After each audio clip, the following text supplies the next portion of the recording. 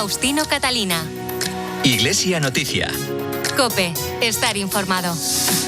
Saludos y muy buenos días, amigos. En este domingo 16 de agosto de 2026, fiesta de San Roque. Llega en la cadena COPE el tiempo para la actualidad religiosa. Hoy es el programa 1996, en el que vamos a contarles lo más destacado de estos últimos días, hoy con Eva Bedoya en el control de sonido. Y antes de nada, te recuerdo que cada día Seguros UMAS suma tranquilidad y te ofrece ahora Iglesia Noticia con estos titulares. El obispo responsable de migraciones de la Conferencia Episcopal, Fernando García Cadiñanos, denuncia la utilización de los migrantes en las luchas de poder y movimientos geopolíticos que hay tras la tragedia humanitaria de Ceuta. El Papa insta a los católicos a priorizar la asistencia a la misa dominical, advirtiendo que la participación presencial no puede ser reemplazada por encuentros virtuales. Y ante la próxima Jornada Mundial de la Paz, León XIV pide desarmar la tecnología y alerta sobre el uso militar de la inteligencia artificial. Mientras tanto, en Toledo, una bula del Papa convoca la celebración de un año santo en el 8º centenario de la construcción de la Catedral Primada, y recordaremos también en Iglesia Noticia la fiesta de la Asunción de la Virgen con las representaciones un año más del Misteri de Elche, Patrimonio de la Humanidad. Faustino Catalina. Iglesia Noticia. COPE. Estar informado. Y comenzamos el informativo de este domingo con una primera mirada a la situación en Ceuta y a la labor de las instituciones de la Iglesia con los migrantes, muchos de ellos menores, llegados en la avalancha del pasado 30 de julio. Fernando García Cadiñanos es obispo de Mondoñedo Ferrol y presidente de la Subcomisión Episcopal para las Migraciones y la Movilidad Humana, que ha manifestado en COPE su dolor por las víctimas y los oscuros intereses tras estos sucesos. Es tristísimo que ese número de personas concretas, con historias, con proyectos, con familias, pues hayan visto truncada su vida. Yo creo que nos tienen que doler todas estas vidas humanas que han sido utilizadas. Y lo segundo que me viene es precisamente eso, la utilización pues de la desesperanza de muchas personas que por oscuros intereses que no llegamos a descifrar y que no sé si tampoco conoceremos, pues han sido utilizadas en esa geopolítica que está por encima de las personas y que en definitiva las utiliza. Es importante que aquí pues reivindiquemos lo que la Iglesia nos recuerda en tantas ocasiones, la dignidad de todo ser humano. Y en este caso la dignidad pues no ha sido respetada porque ha sido utilizada para oscuros intereses que al final pues se ha aprovechado de las víctimas. Y ha recordado, eso sí, la importancia de cada persona y su dignidad por encima de las cifras. Cuando hablamos de personas, sea una o sean muchas, todas nos tienen que importar. Pero es cierto que cuando el número es pues cuantioso, el drama y la acción pues no nos debe dejar indiferente. Me parece que cualquier persona es importante, toda persona es importante, pero ciertamente cuando el número, como en este caso hemos visto, es grande, pues no nos debe dejar todavía menos indiferentes. El obispo de Mondoñedo Ferrol demanda una efectiva gobernanza ante un reto global. La doctrina de la Iglesia nos recuerda el derecho a no migrar, el derecho a migrar, pero también el derecho de los estados a velar por las fronteras. Y en este caso, pues ciertamente la población ceutí se ha visto desprotegida. Y por eso hay que reivindicar esa gobernanza que no solo es la gobernanza del Estado, sino en este caso pues una gobernanza más global, porque el fenómeno migratorio lo tenemos que afrontar en clave, yo diría casi universal y en clave integral. Nos tenemos que implicar todos los actores que nos afecta y que nos preocupa la situación de las personas. Y en ese sentido, pues tenemos que reivindicar esos principios y articular para que realmente esos principios pues se puedan realmente hacer realidad. Y por último, recuerda a Fernando García Cadiñanos la labor de la Iglesia en el acompañamiento, pero también en la educación de la sociedad ante el fenómeno migratorio. La Iglesia tiene esa labor evidentemente social de acompañamiento, de arropar, de acoger, de proteger las personas que han venido, pero también tiene que hacer esa labor también de educación, de ayudarnos a mirar la realidad con unos ojos más grandes, con unos ojos más amplios y sobre todo a descubrir cómo en este fenómeno migratorio, que es un fenómeno de la movilidad humana en general, pues la dignidad de las personas pues está en cuestión. Por eso yo creo que la gran labor que la Iglesia está llamada a hacer hoy, siempre lo decía el Papa Juan Pablo II, es precisamente el de recordarnos la dignidad de todo ser humano. A veces las miramos siempre con mirada economicista, lo miramos desde claves de miedo, de ideología, pero la persona humana siempre tiene un valor, una dignidad infinita, y por eso pues tenemos que velar por ella, tenemos que protegerla, tenemos que acogerla y tenemos que descubrir que siempre son un bien para nuestra sociedad, un bien para nuestro mundo. Y por su parte, el obispo administrador apostólico de la diócesis de Cádiz-Ceuta, Ramón Valdivia, recordó aquí en COPE el espíritu de acogida de los ceutíes. El pueblo de Ceuta tiene una experiencia muy fuerte sobre esta situación. Es un pueblo acogedor, es un pueblo que sabe integrar, es un pueblo que tiene una mirada que va más allá de lo que nosotros podemos hacer sobre nuestra parcelita de territorio. Ellos son generosos, pero una situación así nos ha desbordado a todos. Aún así, se han visto gestos impresionantes delante mía, de estar tomando un café después de salir de la misa y un feligrés entregarle un par de zapatos a un chico que iba descalzo. Eso llena el corazón de esperanza, de ver que más allá de las situaciones tan difíciles, el corazón humano es capaz de responder a algo que va más allá de lo que nosotros podemos hacer. Y además de lo asistencial, ofrecer a todos un mensaje de esperanza. La Iglesia no solamente tiene una visión asistencial, me parece que es muy importante que reclamemos también la misión evangelizadora y la misión espiritual que necesita el pueblo de Ceuta, que es sostenerse en la fe en un momento en el que nada parece que nos está ayudando. Y esta fuerza de la fe nos permite responder también con valentía, sabiendo que no podemos quedarnos simplemente en nosotros, sino que podemos responder al mal con bien. Y les hablamos ahora de la Casa San Antonio de Ceuta. Es un centro de acogida gestionada por la Asociación Cargín y amparada por el Secretariado de Migraciones de la Diócesis de Cádiz-Ceuta. Ante la situación en la ciudad, ha pasado de acoger 10 a acoger a 40 personas, con una atención prioritaria a familias con niños, mujeres y personas enfermas o heridas. El coordinador de esta casa es el religioso escalabriniano colombiano Carlos Andrés Méndez. En este momento nosotros respondemos a la manera humana, reconociendo a la persona que tenemos ahí como respetando la dignidad de la persona.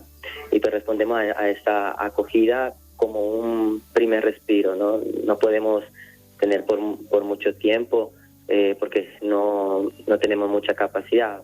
La idea es cubrirlo en lo básico, darles un descanso y después cada persona pues debe continuar su camino. Yo no sé si ahí pueden entrar en los recursos correspondientes o ya de ahí está en la incógnita del después. Pero por lo pronto en este presente, como respondemos a la parte humana, los elementos fundamentales que es cubrir son el descansar, el comer, el curarse. Muchas personas tienen heridas, entonces que se puedan asearse, que esto también ayuda mucho al tema de evitar el tema del sarna. La Catedral de Toledo ha vivido 2 jornadas de especial relevancia dentro de la celebración de su 8º centenario. El viernes se cumplieron exactamente 800 años de la colocación de la primera piedra que marcó el inicio de la construcción del templo, y el sábado, ayer, tuvo lugar la proclamación de la bula con la que el Papa León XIV convoca el primer año santo de la historia de la Catedral Primada. COPE Toledo, José Luis Hornillos. El 25 de octubre se abre la Puerta Santa de la Catedral de Toledo, Puerta de Reyes, y eso va a marcar el inicio del año jubilar de la sede primada, un año de gracia y perdón concedido por la Santa Sede para cuantos peregrinen a Toledo. Se conmemora el 8º centenario de la colocación de la primera piedra, de hecho, fue exactamente un 14 de agosto. La ciudad y la catedral han celebrado a su patrona, la Virgen del Sagrario. Al finalizar la Eucaristía y la procesión, se ha dado lectura pública de la bula pontificia, que otorga el Año Santo a la Archidiócesis Primada. El deán del templo es Juan Pedro Sánchez Gamero. Será Año Santo por primera vez en la Catedral de Toledo, que sea Año Santo la misma catedral, es decir, que se abrirá la Puerta Santa y se podrán ir lucrando las indulgencias para todos los peregrinos que puedan venir. El año jubilar concluirá en octubre de 2027 con la clausura solemne de la Puerta Santa, un gesto que no va a poner fin a la celebración, sino que abrirá un nuevo ciclo de vida para la catedral, que seguirá siendo, como desde hace 8 siglos, luz para Toledo y para el mundo. El misterio de Elche, el drama cantado que recrea la muerte, asunción y coronación de la Virgen, patrimonio cultural inmaterial por la UNESCO, se ha representado un año más en la Basílica de Santa María de Elche. Hasta allí nos vamos, Juan Carlos Romero.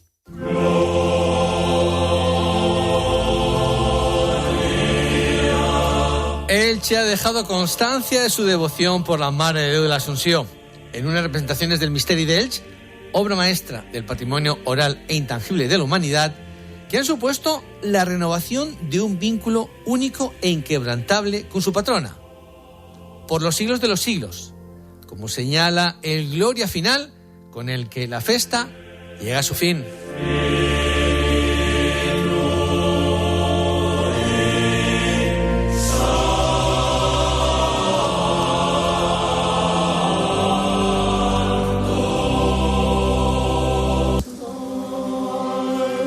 Tanto en los ensayos generales del 11, 12 y 13, como en la véspera del día 14 y la festa del día 15, la Basílica de Santa María ha sido el lugar que ha acogido a cientos de espectadores, tanto locales como venidos de fuera, que han tenido la oportunidad de comprobar cuán fuerte es el apego y el fervor del pueblo a la Virgen de la Asunción, que se desborda en el momento en el que la imagen de María es coronada. Los vivas a la Mare de Déu, los aplausos y el repique de campanas así lo demuestran.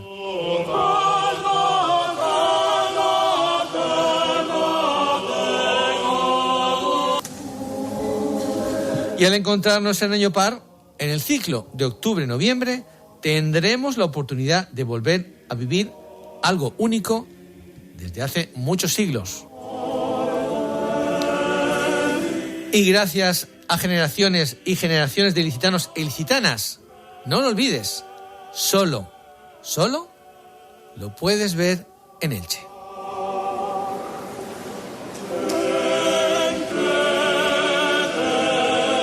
Seguimos en Iglesia Noticia para contarles que Huesca ha celebrado la fiesta de su patrón San Lorenzo, en la que el obispo Pedro Aguado ha recordado la actualidad de su testimonio para el siglo XXI. COPE Huesca, Yolanda Sarsa.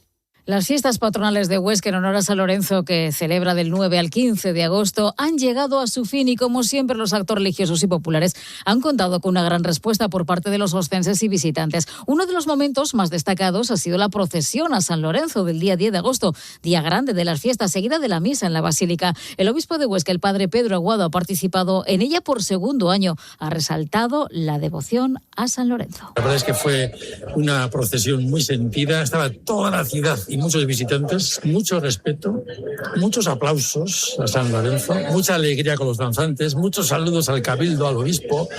Tuve la suerte de que me acompañó otro obispo oscense, don José Antonio Satúe, fuimos los dos caminando. Luego la Eucaristía, solemne, con mucha gente, también los representantes de Tarbes, la ciudad hermana. Fue un día inolvidable. La gente estaba muy feliz y yo también. En los micrófonos de COPE Huesca ha resaltado la devoción popular durante las fiestas patronales y también los nuevos retos organizativos de la Iglesia oscense. Tenemos muchísimas parroquias de muchísima diversidad de tamaño y de realidad, no muchos sacerdotes. Necesitamos crear equipos de sacerdotes, equipos de laicos. Queremos impulsar el diaconado permanente, los ministerios laicales y crear una cultura de unidad pastoral, no de que cada parroquia tiene su vida, que hay que seguir manteniendo la vida de las parroquias, claro está, pero que hay que ir hacia unidades mayores para que creamos una diócesis sostenible.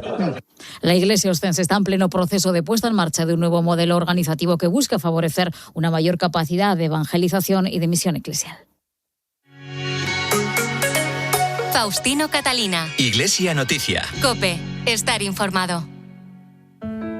Ceuta te necesita. Son muchos los ceutíes que atraviesan situaciones de necesidad e incertidumbre y que necesitan sentirse acompañados. Con tu ayuda, desde Cáritas Ceuta, queremos atender de manera inmediata a los más afectados por la situación que atraviesa nuestra población. Tu aportación puede convertirse en alimento, ayuda y esperanza para una familia de Ceuta. Colabora con nosotros a través de Bizum al 014 53 o a través del Facebook de Cáritas de Ceuta. Faustino Catalina. Iglesia Noticia. COPE. Estar informado. La información internacional nos lleva a esta hora en Iglesia Noticia hasta el Vaticano. El Papa se encuentra en Castel Gandolfo, donde ayer celebró la misa en la parroquia de Santo Tomás de Villanueva en la fiesta de la Asunción de la Virgen, y este mediodía rezará el Ángelus dominical. Nos vamos ya a Roma con la crónica de Ángeles Conde. Buenos días. Buenos días. En su homilía por esta solemnidad de la Asunción de la Virgen María, el Papa León XIV se centró en hablar de lo que es la verdadera belleza en una persona. Aseguró que no corresponde a los cánones estéticos que nos propone el mundo hoy en día, sino que es el amor y la pureza del alma lo que nos hacen realmente hermosos, como a la Virgen María. Vamos a escuchar cómo lo dijo el Santo Padre. La glorificación de María en alma y cuerpo. La glorificación de María en alma y cuerpo nos enseña que nuestra verdadera belleza no consiste en esconder los signos del tiempo que pasa, sino en mostrar impresos también en nuestra carne los signos del amor que no tiene fin. I segni dell'amore che non ha fine. Tras la Eucaristía celebrada en la parroquia pontificia de Santo Tomás de Villanueva, el pontífice presidió el rezo del Ángelus desde la Plaza de la Libertad, frente al Palacio Apostólico de Castel Gandolfo. El Papa, una vez más, aprovechó la ocasión para recordar a los pueblos que sufren por la violencia o las guerras y que necesitan del consuelo y la esperanza que da la Virgen María.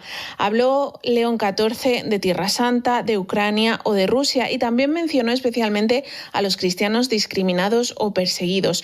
No quiso terminar el rezo del Ángelus, el Santo Padre, sin asegurar que sigue rezando por las víctimas del terremoto de esta semana en Colombia. En la audiencia del miércoles, el Papa pidió que se facilite la participación en la misa de aquellas personas que los domingos no tienen posibilidad de ausentarse de su trabajo. Advirtió que la participación presencial no puede ser reemplazada por encuentros virtuales y tuvo un especial recuerdo y oración por las víctimas del terremoto de Colombia. Durante esta audiencia general del miércoles, que se celebró de nuevo en la Basílica de San Pedro, el Papa quiso hacer explícitas estas condolencias al pueblo de Colombia ante la tragedia que atraviesa. León XIV ya había enviado un comunicado horas antes lamentando las pérdidas humanas causadas por el terremoto, pero quiso reiterar su cercanía de viva voz. Lo hizo en español. Lo escuchamos. Deseo expresar mi cercanía a las hermanas y hermanos colombianos que sufrieron los efectos del reciente terremoto, que causó numerosas víctimas y heridos, así como grandes daños materiales. Mientras ruego al Señor por el eterno descanso de los fallecidos, aseguro mis plegarias por sus familias y todos los que han sido golpeados por esta tragedia. Manifiesto mi gratitud a cuantos trabajan en las labores de rescate y de asistencia a los damnificados. La Limosnería Apostólica ha enviado ya una primera dotación económica de 100.000 euros a Colombia, que ha recibido la Conferencia Episcopal Colombiana y que va a distribuir entre las diócesis. El limosnero apostólico, el español Luis Marín de San Martín, ha estado en contacto desde los primeros momentos de la catástrofe con el presidente de los obispos colombianos y con el nuncio para coordinar esta que decimos es la primera ayuda y las que vendrán, porque el Dicasterio para el Servicio de la Caridad no piensa abandonar a los colombianos en estas horas difíciles. También ante la tragedia de Colombia, el arzobispo de Bogotá, el cardenal José Luis Rueda, hizo un llamamiento para que la polarización política ceda el espacio a la unidad y la solidaridad de todos los colombianos. Como en medio de la crisis, en medio de las alarmas, se busca un punto de encuentro para salvar la vida, en medio de las dificultades de este sismo, en medio de la crisis que estamos viviendo, queremos buscar el punto de encuentro para seguir caminando juntos, para estimular y alimentar la esperanza concreta, creativa y solidaria. Es un momento de corresponsabilidad para que busquemos el bien común, para que superemos toda clase de divisiones y para que nos miremos con ojos de hermanos, de tal manera que la tragedia se convierta en una oportunidad para reconstruirnos, y no solamente para reconstruir los muros de nuestras casas, que debemos hacerlo, sino sobre todo para reconstruirnos desde el corazón como una sociedad unida y con las raíces cristianas católicas de nuestra población colombiana. Es un momento para buscar el punto de encuentro. En este mes de agosto la diplomacia vaticana no descansa, como constatan los viajes del cardenal Parolin, secretario de Estado del Vaticano, a Guatemala y México, y el previsto para los próximos días del secretario para las relaciones con los Estados, Paul Gallagher, a Moscú. En Iglesia Noticias, el momento para el comentario desde Roma de Antonio Pelayo. Buenos días, Antonio. Buenos días. Los viajes del Papa suelen suscitar numerosos comentarios no siempre acertados, a veces claramente tendenciosos. Se presta, sin embargo, menor atención a los viajes que durante el año realizan sus más directos colaboradores en la misión diplomática de la Santa Sede, el secretario de Estado asimilable a un primer ministro y el secretario para las relaciones con los Estados y organizaciones internacionales equiparable a los ministros de Asuntos Exteriores. El cardenal Parolin acaba de visitar 2 países latinoamericanos, Guatemala del 1 al 4 de agosto y México del 4 al 6. Durante su estancia en estos países se ha entrevistado con el presidente guatemalteco Bernardo Arévalo y con la mexicana Claudia Sheinbaum, con el cuerpo diplomático acreditado en ambas capitales y, por supuesto, con la jerarquía eclesiástica. La visita a México ha revestido una importancia especial porque, como se sabe, durante años no mantuvo relaciones diplomáticas con el Vaticano y estaba vigente una durísima ley de separación entre la Iglesia y el Estado que, por ejemplo, impedía a los sacerdotes aparecer en público vestidos como tales. El próximo 20 de agosto, el arzobispo Gallagher, según ha revelado la agencia TASS, viajará a Moscú y, entre otras tareas, preparará la segunda visita del cardenal Mateo Zuppi, que ya estuvo en la capital rusa para tratar la devolución a Ucrania de centenares de niños ucranianos transportados a la fuerza Rusia y muchos de los cuales todavía permanecen fuera de su patria y de sus casas. Parolin ha viajado en los últimos meses a Marruecos y Dinamarca, a España y a los países africanos, mientras Gallagher lo ha hecho a Lituania y Eslovaquia. La agenda viajera de estos avezados diplomáticos, como se ve, no conoce fronteras. Desde Roma les ha hablado Antonio Pelayo.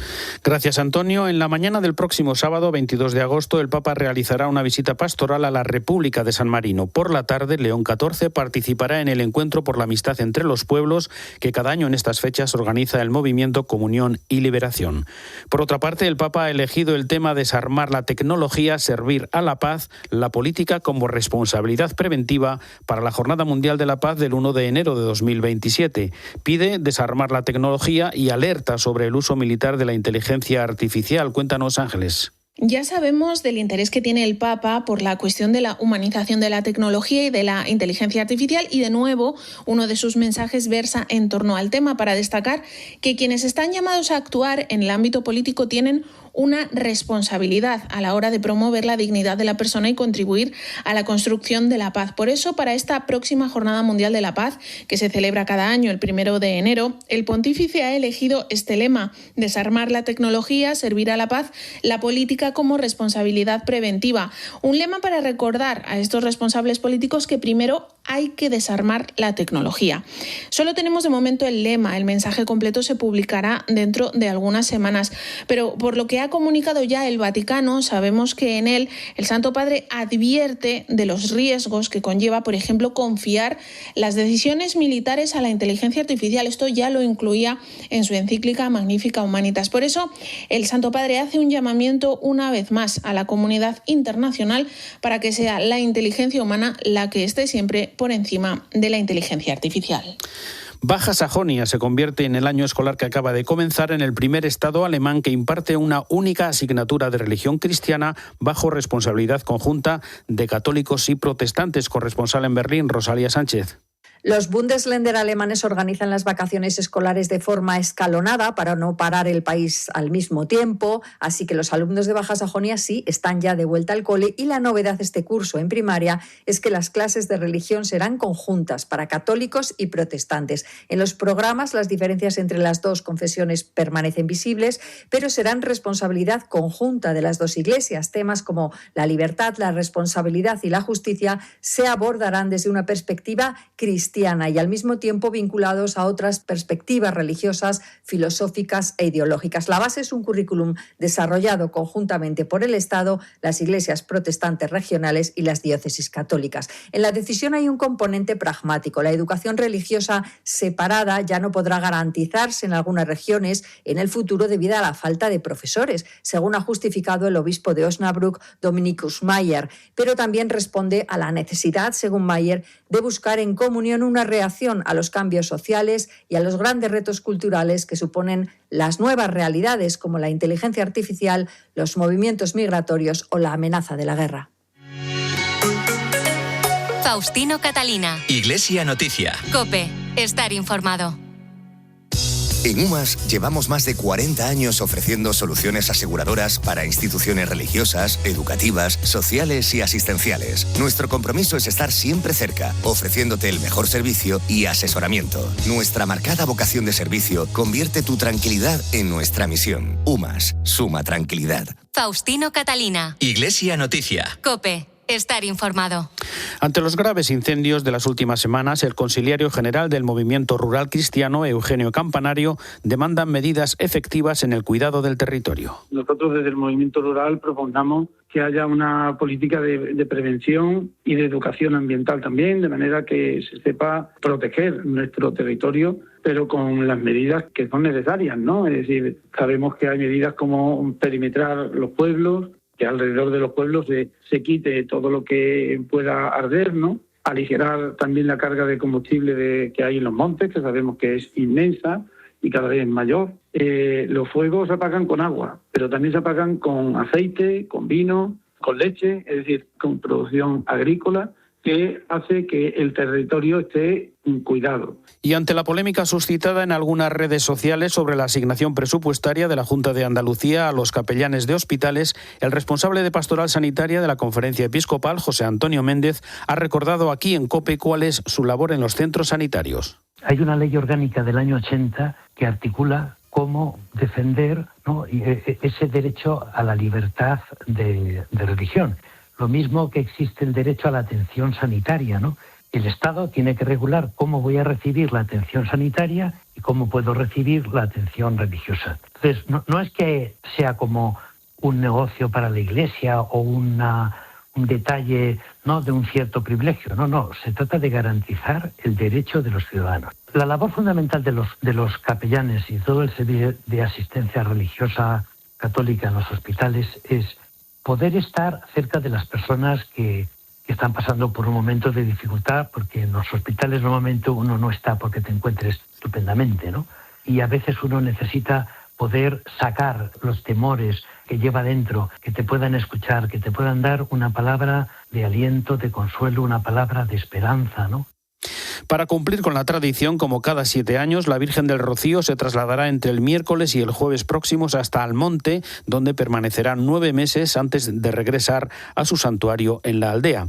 Mientras tanto, en Mallorca, en torno a la fiesta de la Asunción de la Virgen, numerosas iglesias recrean la dormición de la Virgen. COPE Mallorca, Juan Carlos Taura.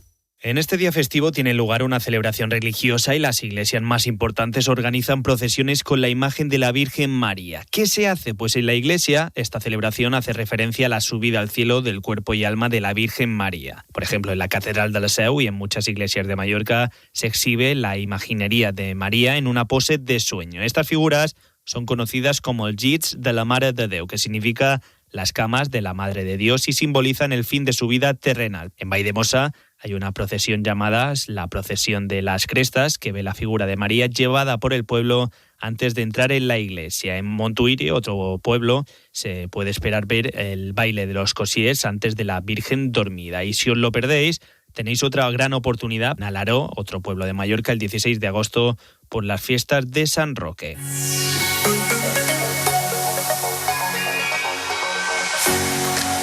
No hay tiempo para más. Hasta aquí el informativo Iglesia Noticia, programa 1996. Gracias por su atención y su compañía. Volveremos dentro de 7 días. Que pasen una feliz semana. Un saludo de Faustino Catalina.